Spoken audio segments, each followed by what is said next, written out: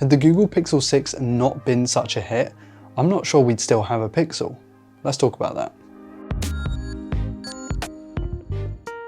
This phone is very similar to the outgoing and upcoming models of the Pixel. The stylish front side with minimal bezels and a punch hole, and then the unique camera bar around the back, all housing high-end components including Google's own silicon. But how did we get here? You'd be forgiven for thinking that the first 5 generations of Pixel were made by entirely different companies for an entirely different series. Sure, the second and third generation looked fairly alike, but aside from that, we got a plastic covered metal with mid-range specs, we got an expensive slim slab with a focus on air gestures? And the first generation looked like a concept phone from Qualcomm or something, with some of the most polarizing design choices ever made to a smartphone. This erratic change in direction wasn't just limited to the designs of these things.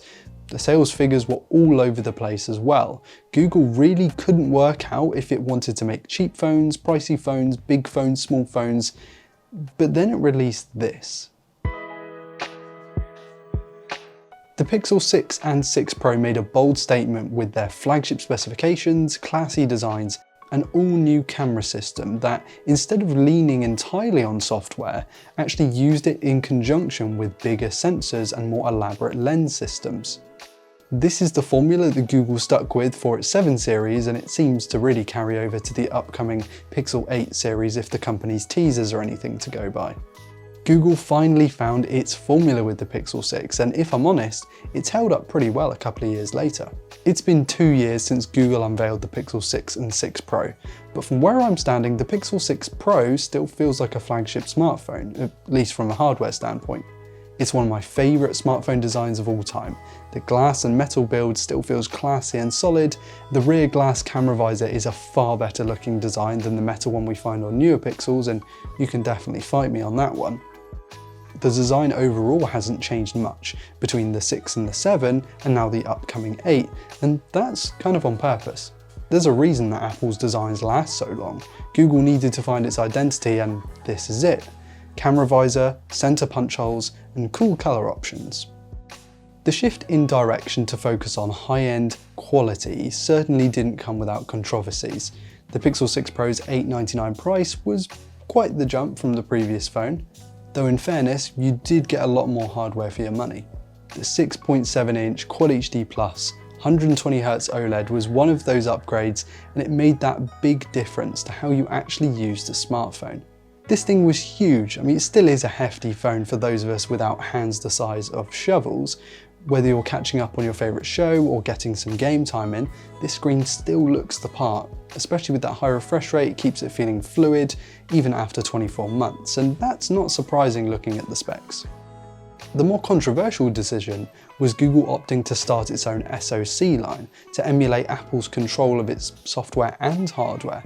It was a decent first attempt, but it failed to live up to the competition, particularly in graphics performance, signal, and battery life. Since then, its successor, Google's Tensor G2, has improved performance and cellular connectivity, but is still a ways off the likes of Qualcomm and Apple when it comes to a complete SoC package. It isn't all about benchmarks and FPS, stuff like signal, battery life, and heat management all come into play here too. But it does look like Google is taking this stuff seriously, and we can all judge for ourselves when the Pixel 8 series lands. The 6 Pro was never particularly pro in those areas. Sure, it's more than usable whether you're a casual social media browser or more of a gamer. This general performance is pretty good, but when you push it right to its limits, it will quickly come unstuck. And when you run these games on the Pixel 6 Pro, you will definitely feel the heat. This phone can get mega toasty under load. As for the battery life, well, that's not great either. This is a phone that can get most people through a full day, but power users will still need to charge it at lunch. For a phone with a 5,000 mAh battery, that's pretty poor efficiency. At least refilling the tank isn't that bad with 23-watt wireless charging and wired charging. It's still more than usable in 2023, don't get me wrong, but those who end the day with like 6 hours of screen on time might want to pick something else. Google really struck gold with this camera setup. Up until this point, the firm was using lower quality sensors and then having the computational photography do all of the heavy lifting. But this system combines great hardware with world-class software, and the results really speak for themselves.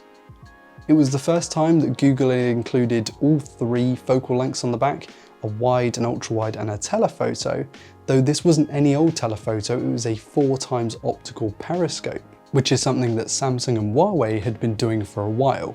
But this time you got Google's renowned software processing to go with it. The results speak for themselves. The Pixel 6 Pro can still take fantastic photos, ones worthy of printing if you're really into it. Between the 48 megapixel main, 48 megapixel telephoto and 12 megapixel ultra wide, there are plenty of pixels to go around. Pun definitely intended with that one. Tonal capture is very natural and lifelike. Images come out sharp and punchy, and I really like the amount of contrast on offer with the Google Pixels. It's just the right amount. Google's software trickery really scaled well to large sensors, and it makes you wonder why they didn't try this sooner. But this isn't where the company focused its efforts when it came to the marketing. Instead of those nerdy details like megapixels, contrast and tonal capture, it marketed AI tools like refocusing after the fact and clever object removal that don't just look impressive the first time you use them, but are actually practically useful. How many times have you taken a photo of a pet or a loved one and either have an annoying object in the scene or the image came out blurry? Google knew this was a real problem and came up with solutions for this and stuck them in their ads. And it works. I can't tell you the amount of people who reply, "Oh, that's the phone that can remove objects in images and refocus afterwards," when I bring up the fact that I'm reviewing a Pixel phone. It's more than you would imagine, more than, "Oh, that's the phone with the 48 megapixel camera." No matter how nice you make the Google Pixel hardware, consumers see Google for its great software. But there are at least a few complications with the Pixel 6 over the span of its life. From the hard crashing to poor fingerprint recognition to bug UI elements, Google seemed to really be playing whack-a-mole with the new issues that were popping up seemingly every single day.